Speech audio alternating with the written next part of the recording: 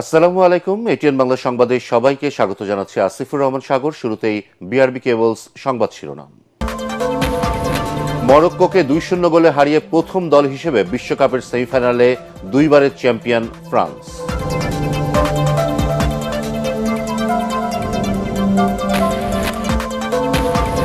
প্রকৃতির সাথে সম্প্রীতি রেখে উন্নয়ন বৃক্ষ মেলার উদ্বোধনে প্রধানমন্ত্রী।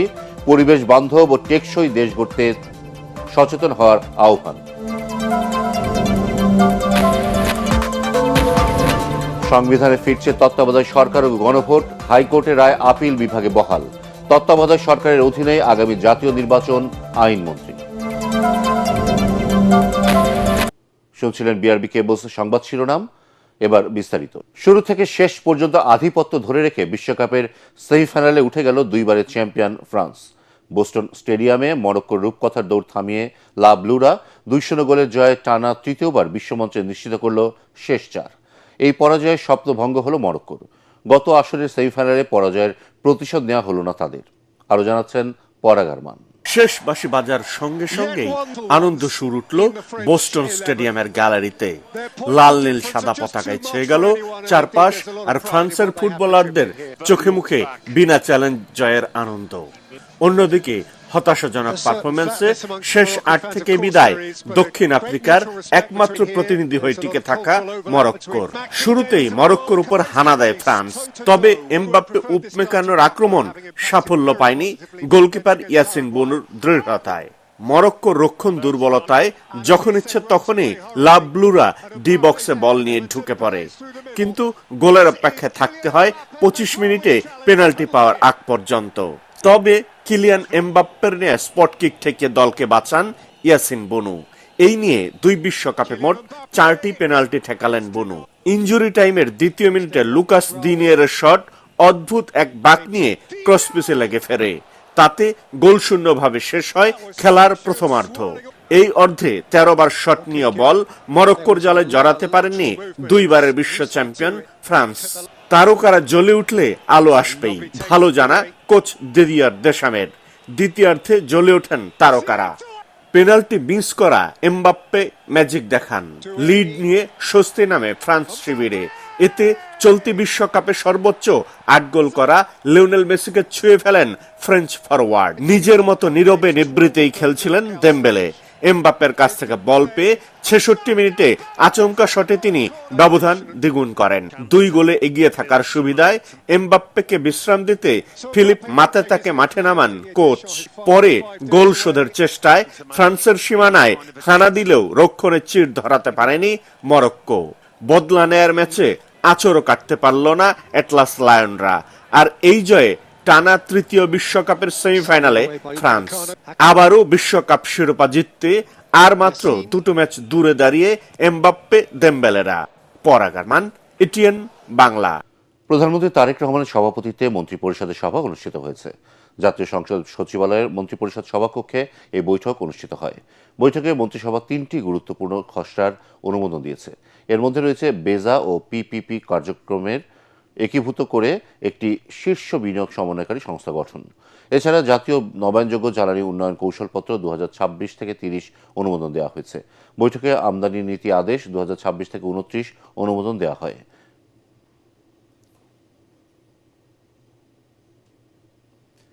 সবুজ, জলবায়ু সহনশীল, পরিবেশ বান্ধব ও টেকসই বাংলাদেশ গড়ে তুলতে সবাইকে সচেতন হওয়ার আহ্বান জানিয়েছেন প্রধানমন্ত্রী তারেক রহমান। বিশ্ব পরিবেশ দিবস ও পরিবেশ মেলা এবং জাতীয় বৃক্ষরোপণ অভিযান ও বৃক্ষ মেলার উদ্বোধন অনুষ্ঠানে তিনি এই আহ্বান জানান। প্রধানমন্ত্রী বলেন, জলবায়ু পরিবর্তনের প্রভাব মোকাবেলায় পরিবেশকে জাতীয় উন্নয়নের ভিত্তি হিসেবে বিবেচনা করছে সরকার। গুরুত্ব দেওয়া হচ্ছে প্রকৃতির সাথে সম্প্রীতি রেখেই উন্নয়নে। কামরুজ্জামান রাজীবের রিপোর্ট। জলবায়ু পরিবর্তন আজকের পদক্ষেপ, আগামীর নিরাপত্তা, এই প্রতিপাদ্যে পালিত হচ্ছে বিশ্ব পরিবেশ দিবস।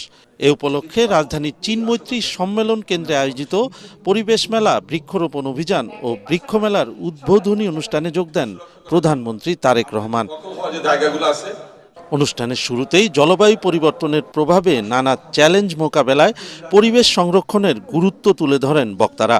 বন ও পরিবেশ মন্ত্রী বলেন, টেকসই উন্নয়নের লক্ষ্যমাত্রা অর্জনে পরিবেশ বান্ধব অর্থনীতি গড়ে তুলতে বদ্ধপরিকর সরকার। 5 বছরে সারা দেশে 25 কোটি বৃক্ষরোপণের এক যুগান্তকারী ঘোষণা দিয়েছেন।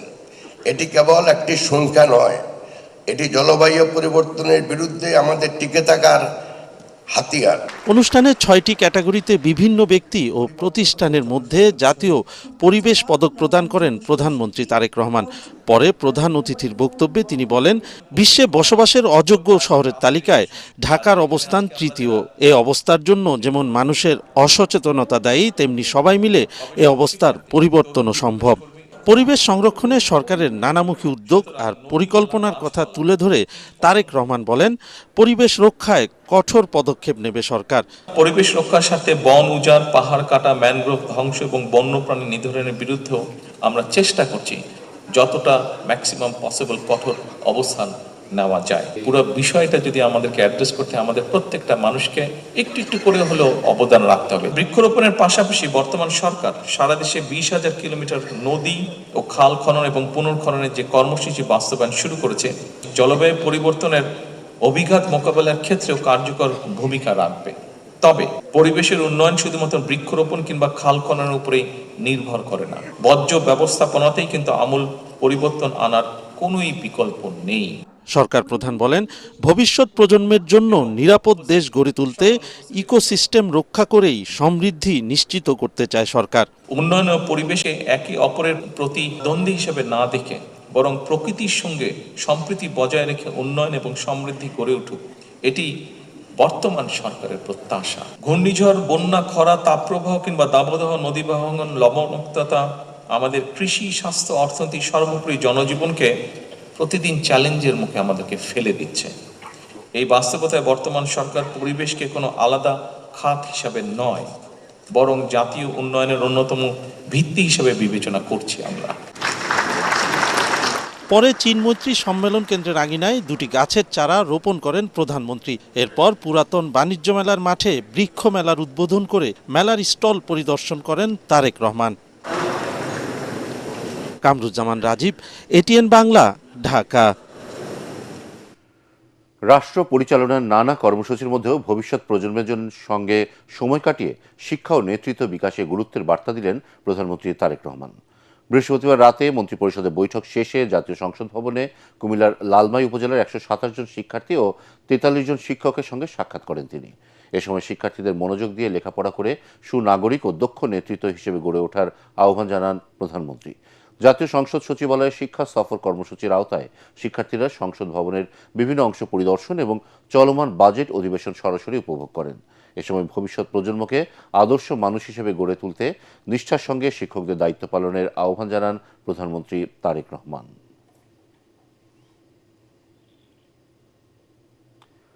তত্ত্বাবধায়ক সরকার ব্যবস্থা বাতিল সহ বেশ কিছু বিষয়ে পরিবর্তন এনে সংবিধানের ৫ম সংশোধনী বিষয়ে হাইকোর্টের রায় বহাল রেখেছে আপিল বিভাগ।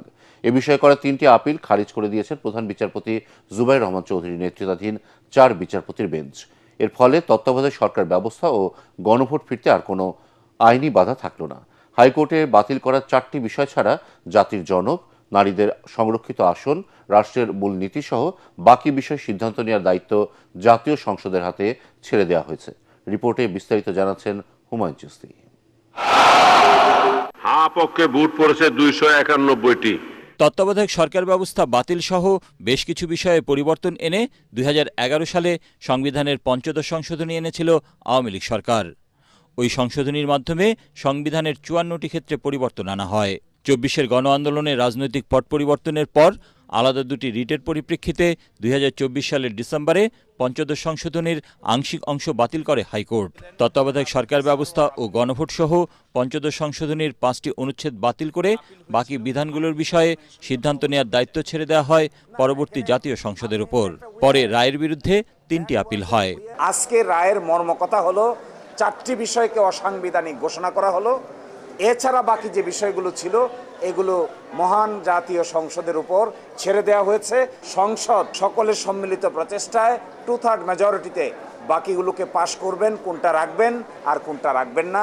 পঞ্চদশ সংশোধনী পুরোপুরি বাতিল না হওয়ায় সংবিধানে সংকট রয়ে গেল বলে মন্তব্য করেন রিট আবেদনকারী বিশিষ্ট 4 নাগরিকের পক্ষের আইনজীবী। উপদেষ্টা, প্রধান উপদেষ্টার শপথ নেওয়া সংক্রান্ত বিধান সংবিধানে ফিরে আসেনি। বিচারপতিরা যে উপদেষ্টা বা প্রধান উপদেষ্টার দায়িত্ব নিতে পারবেন সেই বিষয়ে একটা বিধান ছিল, সেটা ফিরে আসেনি। এবং আরও কিছু টেকনিক্যাল বিষয় ছিল।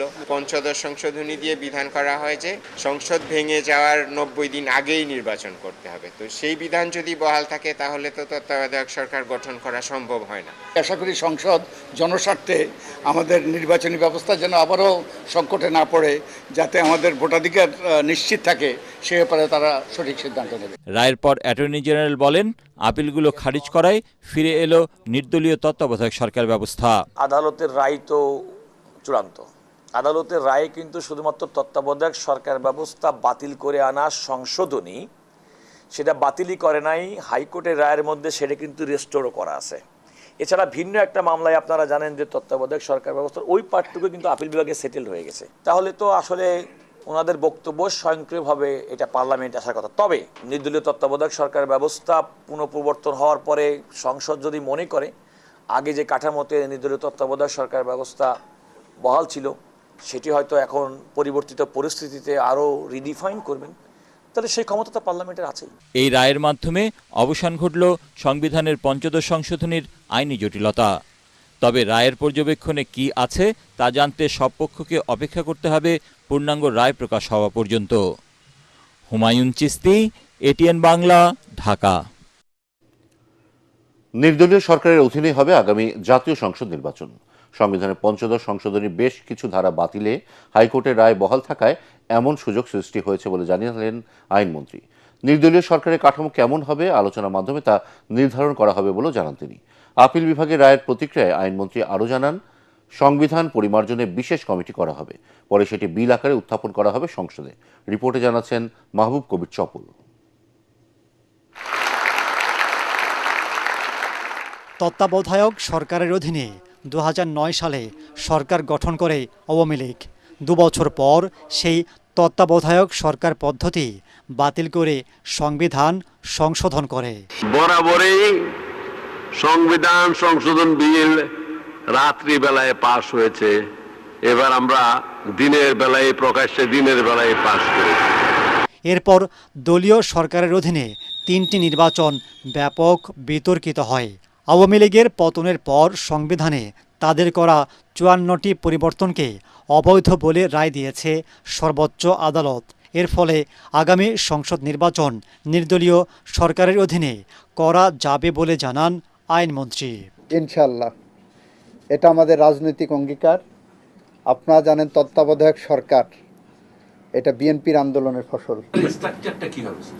রায়ের আলোকে রায়ের সাথে যাতে সাংঘর্ষিক না হয় সেইটা বিবেচনা করে যে পাবলিক কনসালটেশনে দেব সব শ্রেণীর মানুষের, সব মতের মানুষের, সব পথের মানুষের সাজেশন নেব।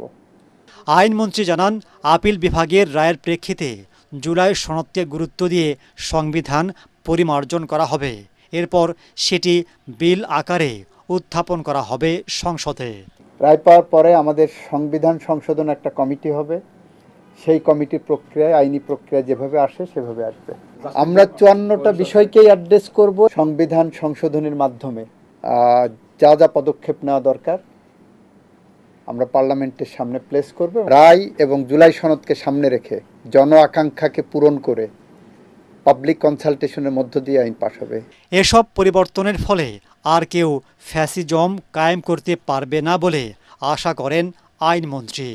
ফ্যাসিজমকে চিরস্থায়ী বন্ধ। মাহবুব কবির চপল, এটিএন বাংলা, ঢাকা। ইনশাআল্লাহ।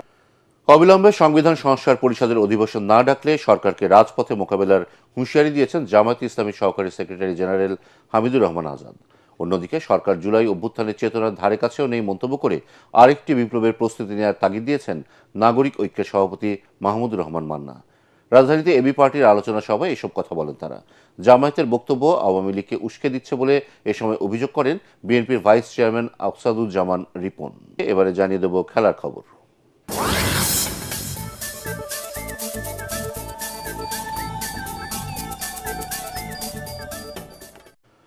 অবিশ্বাস্য ব্যাটিং বিপর্যয়ে দ্বিতীয় ওয়ানডেতে জিম্বাবুয়ের কাছে 13 রানে হারল বাংলাদেশ। এতে এক ম্যাচ হাতে রেখেই 3 ম্যাচের ওয়ানডে সিরিজ জিতল স্বাগতিকরা। জয়ের জন্য 248 রানের টার্গেটে নেমে শুরুটা ভালো করতে পারেনি বাংলাদেশ। 38 রানে হারায় 2 উইকেট। পরে তানজিদ হাসান তামিম ও তাওহিদ হৃদয় 50 করলেও দলের পরাজয় ঠেকাতে পারেননি। হৃদয় 60 এবং তামিম 57 রানে সাজঘরে ফেরেন। জিম্বাবুয়ের বোলাররা এনগাভারা 55 রানে 3টি উইকেট তুলে নেন।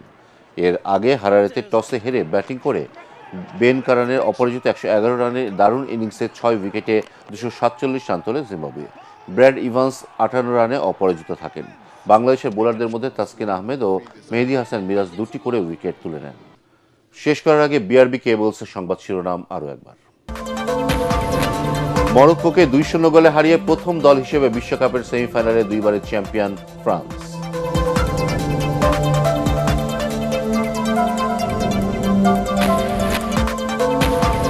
প্রকৃতির সাথে সম্প্রীতি রেখে উন্নয়ন ও বৃক্ষ মেলার উদ্বোধনে প্রধানমন্ত্রী পরিবেশ বান্ধব ও টেকসই দেশ গড়ে তুলতে সচেতন হওয়ার আহ্বান।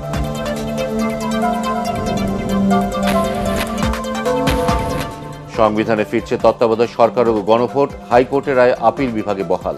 তত্ত্বাবধায়ক সরকারের অধীনেই আগামী জাতীয় নির্বাচন, আইনমন্ত্রী।